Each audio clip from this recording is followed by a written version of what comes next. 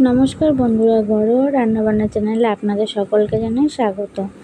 আজকে এখানে আড় মাছ নিয়েছি। দেখুন, আড় মাছের ঝোল হবে আজকে। তার মাছটা ভালো করে ধুয়ে নিয়েছি আমি। এবার এর মধ্যে নুন হলুদ মাখাতে হবে।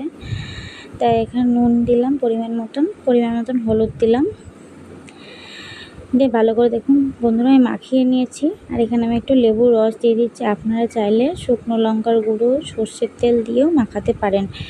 আমি দিইনি, আমার ঘরে বাচ্চা আছে তো মাছ খুব ভাজতে হবে, ওর জন্য লঙ্কার গুঁড়োটা দিইনি। তো দেখুন বন্ধুরা, কড়াই গরম হয়ে গেছে। তো কড়াই আমি দুটো শুকনো লঙ্কা ফোড়ন দিয়েছি আর গোটা জিরে। কারণ আমি শুকনো লঙ্কার গুঁড়ো দিইনি বলে তাই জন্য গোটা শুকনো লঙ্কা ফোড়নে দিলাম।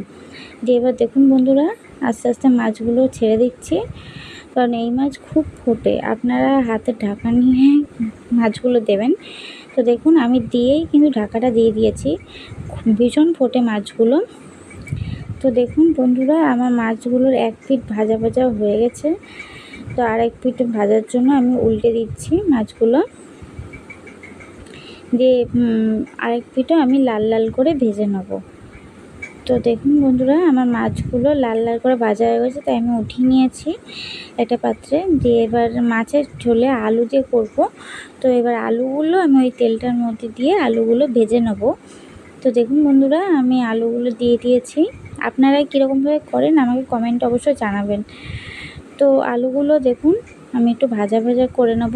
দিয়ে এর মধ্যে আদা লঙ্কা পেস্ট দিয়েছি, এই সামান্য পেঁয়াজ, আমাদের বাড়িতে পেঁয়াজ বেশি খায় না। তো একটু হলুদ গুঁড়ো, লঙ্কার গুঁড়ো 1 চামচ আর জিরের গুঁড়ো দেখুন 3 চামচ দিলাম। তো আমার মনে হচ্ছিলো হলুদটা একটু লাগবে, তাই আবার পরে হলুদটা একটু দিয়েছি খানিকটা। দিয়ে মশলাগুলো একটু মিশিয়ে নিয়ে একটু সামান্য জল দেবেন, নাহলে মশলাগুলো তো পুড়ে যেতে পারে, তো স্বাদটাই চলে যাবে।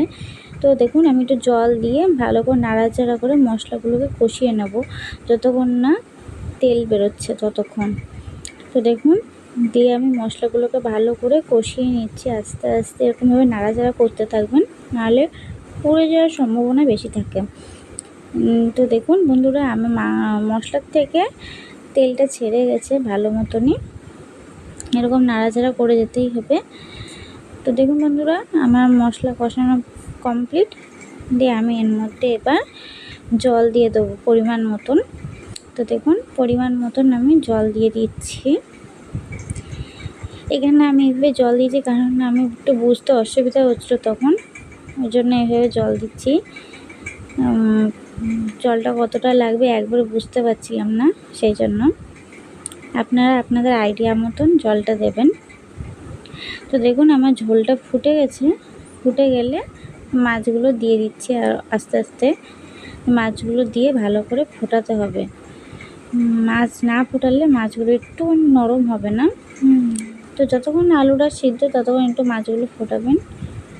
তো গ্যাসটা অবশ্যই কিন্তু লো ফ্লেমে রাখবেন, কারণ বেশি আঁচে দিলে এটা ঝোলটা টেনে যাবে।